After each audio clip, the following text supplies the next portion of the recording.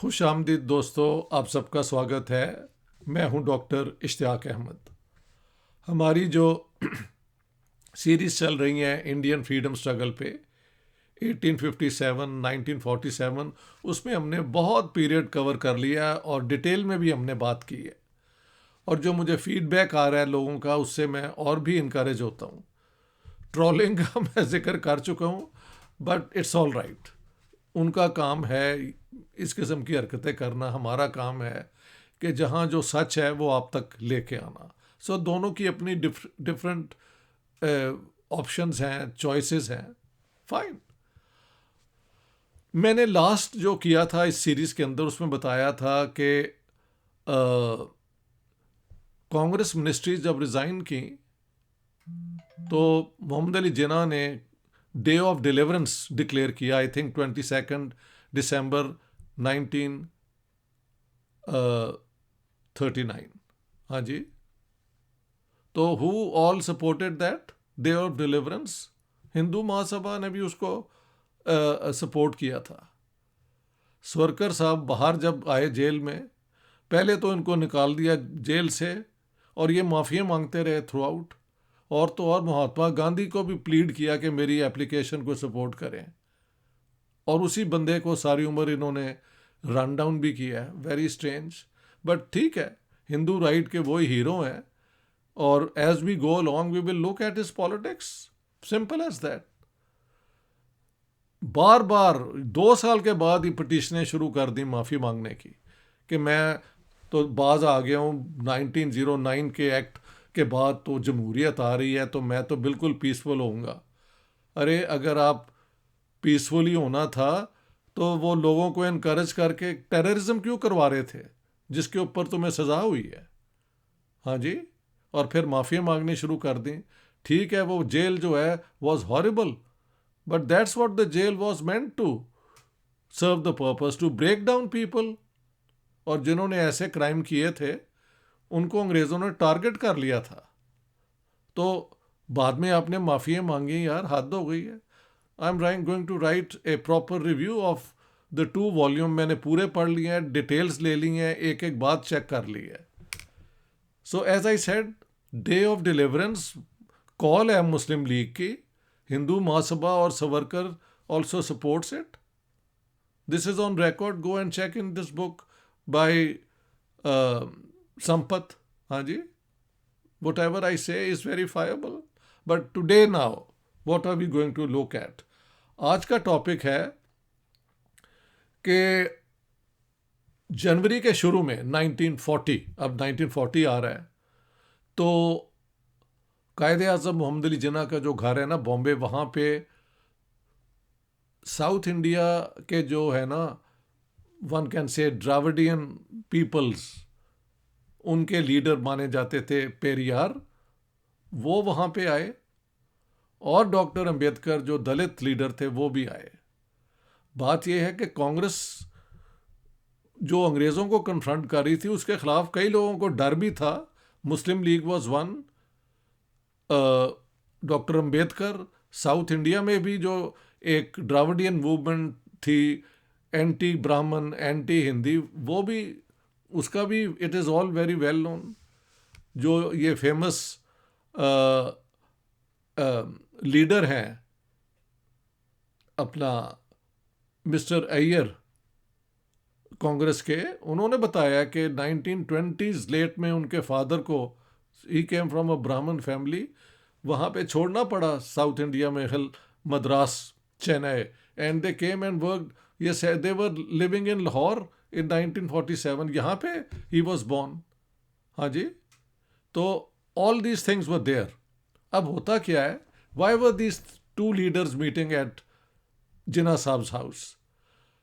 They wanted to discuss कि क्या ये तीनों मिलके कोई एक नेशनल लेवल की पॉलिटिकल पार्टी बनाएं जो कि कांग्रेस को अपोज करे।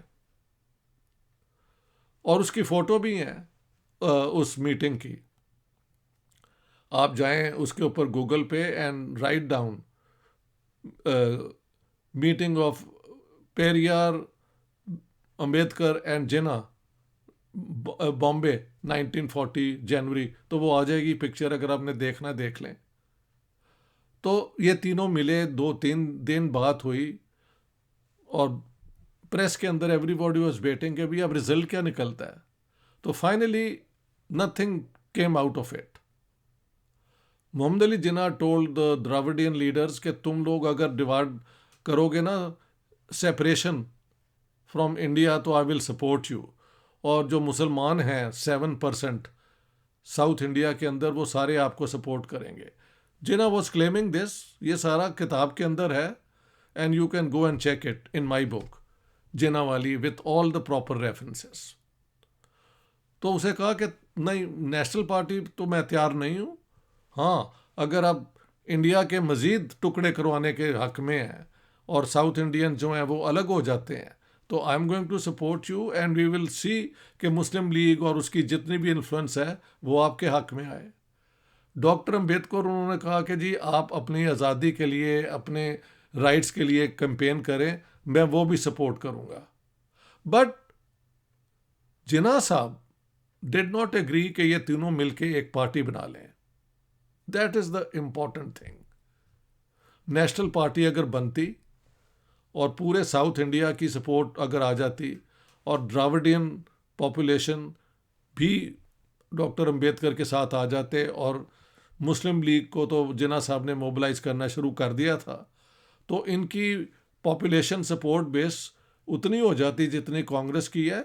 But Jinnah sahab did not want to form a party जिसमें he would be one among three. मैंने ये आर्गू किया है कि जिन्ना साहब का एक बहुत बड़ा जो बिटर एक्सपीरियंस था कि वो कांग्रेस के बहुत बड़े लीडर समझते थे अपने आप को लखनऊ पैक्ट के बाद, लेकिन बाद में रेडिकल पॉलिटिक्स शुरू हुई और नॉन कोऑपरेशन जब महात्मा गांधी ने शुरू की, तो जिन्ना साहब withdrew, left the Congress, and afterwards he never wanted to be in a party जहाँ पे he would not be the supreme leader. By 1937 जब उन्होंने कहना शुरू कर दिया कि मैं कम्युनलिज्म इस्तेमाल करूँगा और हम मुसलमानों को कम्युनलिस्ट बेसिस पे हिंदुओं के ख़िलाफ़ इस्टेब्लिश करेंगे, तो उनका लीडरशिप जो है वो बढ़ता गया। We will come to that one by one. और बात यह है कि अगर जिन्ना साहब ने इंडिया की पार्टीशन करवानी थी तो वो कांग्रेस के साथ कॉम्प्रोमाइज़ पे तो नहीं थी हो सकती, नॉट एट ऑल। वो तो कांग्रेस के साथ डिवीजन की बुनियाद पे ही जो भी बात होनी थी हो सकती थी। और फाइनल वर्डिक्ट, इस पे फैसला किसने देना था? अंग्रेज़ों ने देना था। तो हम देखेंगे कि कायदे आज़म मोहम्मद अली जिन्ना ने कॉन्शियसली अंग्रेज़ों का साथ दिया कांग्रेस के ख़िलाफ़ पाकिस्तान बनाने के लिए। It's very simple, one by one I have shown everything. और मैं चाहता हूँ कि कोई मुझे चैलेंज करे इन चीज़ों से, because everything is given with proper references. तो उस दफ़ा फिर क्या हुआ? ये भी कहा जाता है जी नेहरू और गांधी ने पार्टीशन मान ली। यार ये भी मुझे समझ नहीं आती, इसके पीछे लॉजिक क्या है? अंग्रेज़ों ने पावर करनी थी ट्रांसफ़र, और उन्होंने ये कंडीशंस लगाई थी, हमारा ये मानो वरना we don't transfer power, we'll try some other ways. तो they had to accept it. लेकिन उन्होंने पूरी कोशिश की कि मुस्लिम लीग को मना लिया जाए और इंडिया यूनाइटेड रहे। तो ये अब है एक ख़त जो 16 जनवरी 1940 को महात्मा गांधी ने कायदे आज़म मोहम्मद अली जिन्ना के नाम लिखा। मैं आपको पढ़ के सुना देता हूँ। डियर कायदे आज़म, I hate to write Mr. before an Indian name. It is so unnatural. Hence, I have been writing of you as Janab Jinnah Sahab, according to the usage taught to me by the late Hakim Sahab. Hakim Ajmal Khan जो थे ना, जो हमदर्द दवा खाना के founder, वो family है दिल्ली वाली, उनका जिक्र है। बट अमतुल सलाम, a devout Muslim lady who was a close follower of Gandhi, ये मैंने ब्रैकेट्स में बताया है, tells me that in the league circles you are called कायदे आज़म. तो वो इसीलिए वो कहते हैं मैं आपको माय डियर कायदे आज़म लिख रहा हूँ. I have written it to further the end I have read in your recent messages and actions, to forge a front of Indians opposed to the Congress. वो कहते हैं मैं इसलिए ख़त लिख रहा हूँ कि मैंने सुना है कि आप कोशिश कर रहे हैं कि उन इंडियंस को इकट्ठा करें जो कांग्रेस के ख़िलाफ़ हैं. So what is, I know you are quite capable of rising to the height required for the noble motive attributed to you. वाह वाह वाह. गांधी जी सेइंग कि ये जो एक बहुत अजीम काम आप करना चाहते हैं कि आप एक पार्टी कांग्रेस के ख़िलाफ़ बनाना चाहते हैं. हाँ जी, उन लोगों की जो कांग्रेस को पसंद नहीं करते. तो मैं जानता हूं कि आपके अंदर वो क्वालिटीज़ हैं कि आप इस पार्टी को लीड करें. Which means Gandhi ji was supporting Quaid-e Azam to form such a party जिसमें वो भी हों, दलित बेस भी हो, डॉक्टर अम्बेडकर हो, मिस्टर पेरियार उनका नाम, हाँ जी, ये तीनों हों. So this is what he's saying. Then he writes, I do not mind your opposition to the Congress, but your plan to amalgamate all the parties opposed to the Congress at once gives your movement a national character.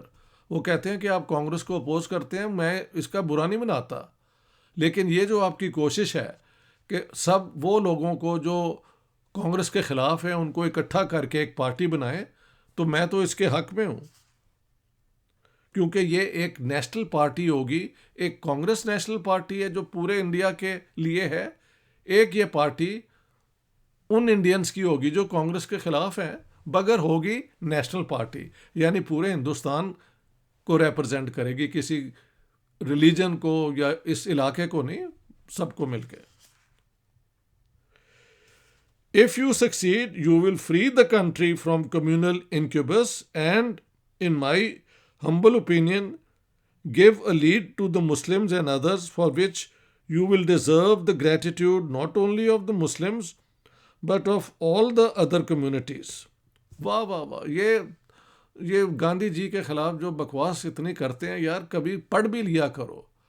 ये this is a way to tell Gandhi ji कि आप ठीक है कांग्रेस को पसंद नहीं करते, तो हिंदू महासभा भी नहीं थी करती, हेटेड द कांग्रेस. ये क्या बात हुई? ही इज सेइंग कि आप द्राविडियन जो लीडर हैं उनको मिलाएं, दलित्स को अपने साथ लें, एक नेशनल पार्टी बनाएं जो एक ऑल्टरनेटिव हो टू द कांग्रेस. आप कांग्रेस के ख़िलाफ़ एक पार्टी बनाएं, लेकिन with in the unity of India. ठीक है. और इसके लिए ना सिर्फ मुसलमान आपका के शुक्रगुजार होंगे, बल्कि ये तीनों बाकी कम्युनिटीज़, दलित भी और साउथ इंडियन द्राविडियंस भी आपके साथ आ जाएंगे. I hope that my interpretation is correct. कि मुझे उम्मीद, आई होप मेरी कि आप जो मैं इंटरप्रेट कर रहा हूँ आप तीनों का मिलना ये दुरुस्त है. I hope that is true. मुझे उम्मीद है कि ये दुरुस्त हो. If I am mistaken, you will please correct me. अगर मैं गलती कर रहा हूँ तो please correct me.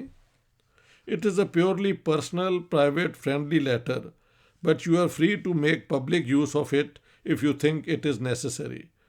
Yours sincerely, M.K. Gandhi. अब आप बताएं, अगर आपने इंडिया को यूनाइटेड रखना है यार, तो मुस्लिम लीग और मुसलमानों को और इन लोगों को जो अलग जाना चाहते हैं उनको किसी तरीके से आप उसी फ्रेमवर्क में लाना को चाहेंगे ना. तो महात्मा गांधी तो कह रहे हैं जिन्ना साहब को कि आप ये तीनों मिलके एक मुतबादिल ऑल्टरनेटिव पार्टी बनाएं जो उतनी नेशनलिस्ट पार्टी हो सारे हिंदुस्तानियों की, सिर्फ कम्यूनल ना हो किसी एक रिलीजन की या किसी एक एथनिक ग्रुप की, बल्कि इंडियंस की हो. और वो लोग कांग्रेस के ख़िलाफ़ लड़ें, लेकिन for the unity of India. यानी बात आज हो रही है कि यूनिटी ऑफ इंडिया में कौन इंटरेस्टेड था? Was Mahatma Gandhi in favor of that or against it? And this proves he was pleading to जिन्ना साहब कि आप एक नेशनल पार्टी बनाएं उन लोगों की जो कांग्रेस के खिलाफ हैं, और उनके साथ आप मिलके कांग्रेस के साथ compete करें ताकि दोनों मिलके इंडिया की यूनिटी के लिए काम करें. Your sincerely M.K. Gandhi.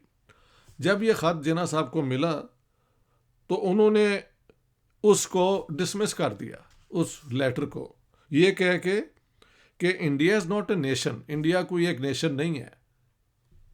It is a सब कॉन्टिनेंट कंपोज्ड ऑफ नेशनैलिटीज़. यानी सारे इंडियन जो है ना वो मिल के कोई नेशन नहीं बनते, बल्कि इंडिया के अंदर कई नेशनैलिटीज़ हैं. हिंदू हैं, सिख हैं, मुसलमान हैं, द्राविडियंस हैं, दलित्स हैं. ये जिन्ना साहब इनका नाम लिया करते थे. वो दूसरी बात है कि मुसलमानों के अंदर फिर शिया सुन्नी की भी डिस्टिंक्शन है. और ये महासभा की एक हिंदू लॉबी थी, बाकी लोग कांग्रेस के साथ थे. कई मुसलमान जो हैं वो कांग्रेस के साथ थे. मैंने जिक्र भी किया कि जमीयत उलमा हिंद, इसका बार बार जिक्र करता हूँ, वो जो इंडिया की सबसे बड़ी मुस्लिम इस्लामिक पार्टी थी वो इनके साथ थी. पंजाब में मजलिस एरार भी इनके साथ थी, खाकसार भी इनके साथ थे. सिंध के अंदर अल्लाह बख्श शुमरू की इत्तेहाद पार्टी इनके साथ थी. नॉर्थ वेस्ट फ्रंटियर की खुदाई खिदमतगार अब्दुल गफ़ार ख़ान और डॉक्टर जब्बार ख़ान जो उनके बड़े भाई हैं, डॉक्टर ख़ान जो मशहूर थे, वो भी इनके साथ थे. सारे लोग तो इनके साथ थे. बात यह कि लेकिन इन सारों के साथ होते हुए फैसला किसने करना था? Who had the last word on the future of India? The British. और मैं आगे जाके शो करूँगा एज आई गो अलॉन्ग, क्योंकि I have read the book properly, ये जो विक्रम संपत की है. And let's see what mister Savarkar, वो उनकी पोजीशंस क्या है इन मामलों पे. One by one we will take it up. ठीक है, तो आज हम इस पे ख़त्म करते हैं कि ये इल्ज़ाम कि इन्होंने पार्टीशन को रोकने की कोशिश नहीं की, इससे बड़ी मिसाल क्या हो सकती है कि महात्मा गांधी कह रहे हैं कायदे आज़म को कि आप मिलके इन दो ग्रुप्स के साथ और मुसलमान मिल जाएं तो बहुत बड़ी एक पार्टी बनती है, लेकिन सारे फिर इंडिया के लिए काम करें. एक कांग्रेस होगी, ये एक पार्टी हो सकती है, and both then struggle to get India free. और उसके अंदर ये दो पार्टीज बने यूनाइटेड इंडिया के अंदर. तो दोस्तों यहाँ पे आज इससे ज़्यादा बात नहीं करनी. अगली दफ़ा हम बात करेंगे कि सेकंड वर्ल्ड वॉर शुरू होती है और उसके बाद किस तरह ये सियासत जो है एक रुख लेती है टुवर्ड्स द पार्टीशन. उसके अंदर सावरकर की भी वन बाय वन पोजीशन मैं साथ साथ देता जाऊंगा. He is as much responsible as much as the Muslim League for demanding the partition, making partition the only choice left to the Muslims. ये आपके जो संपत साहब ने जो ये लिखी है किताब 2 वॉल्यूम्स महल कोई 2000 सफ़ों में, उसके अंदर सारे फैक्ट्स हैं. उनकी ओपिनियन इज़ वन थिंग, लेकिन उन्होंने बड़ा ऑनेस्टली जो भी फैक्ट्स हैं वो सारे दिए हैं. लेकिन कहा है, शो करती है किताब कि if Jinnah was a communalist, Savarkar was an even bigger communalist. Even bigger. Jinnah तो फिर कोई लिबरल बात और कॉन्स्टिट्यूशनल बात करते थे. This man was committed to militant Hinduism, Savarkar. तो ये क्या प्रोपोगंडा आजकल हो रहा है, बिल्कुल बेबुनियाद. All the facts are on the table now, and as I go along I will present them. मेरी एक नई किताब भी आ रही है पार्टीशन के ऊपर, the partitions of India, Punjab and Bengal. इसके अंदर मैं इन लीडर्स की जो पोजीशंस है ना, एक एक करके सबको प्रेजेंट करूंगा, ताकि वंस फॉर ऑल ये सारी जो है ना इस किस्म का प्रोपेगेंडा जो है वो क्वेश्चन हो सके with facts in hand. Thank you very much my friends, all my decent friends. Have been a great support to me. उनके बगैर तो ये वीडियो बनाने का तुक ही कोई नहीं। और मैंने कोई वीडियो अपनी मास मेंबरशिप बनाने के लिए, किसी को खुश करने के लिए नहीं बनाया। सिर्फ वो लोग जो सच की तलाश में हैं वो मेरे साथ आए। बाकी जो प्रोपागेंडा इधर का करते हैं या उधर का करते हैं, we are not interested in that. Thank you very much my friends, all the best, see you letter.